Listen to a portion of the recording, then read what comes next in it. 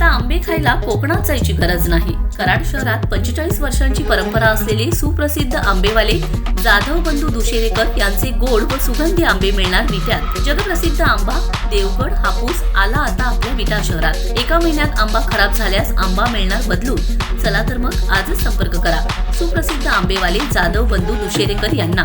संपर्क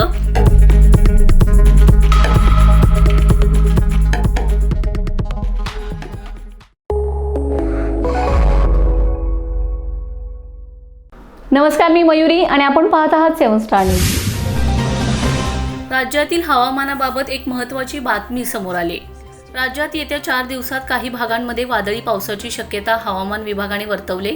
या संदर्भात राज्याचे मुख्यमंत्री देवेंद्र फडणवीस यांच्याकडून शेतकरी बांधवांना विशेष काळजी घेण्याचे आवाहन करण्यात आले।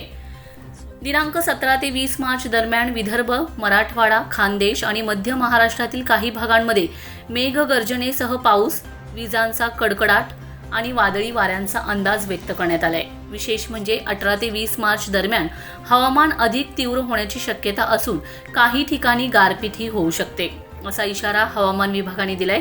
दरम्यान सध्या रब्बी हंगामातील पिकांची काढणी सुरू असल्याने शेतकऱ्यांनी विशेष काळजी घेण्याचे आवाहन करण्यात आले। काढलेली पिके सुरक्षित ठिकाणी साठवून ठेवावीत किंवा झाकून ठेवावीत।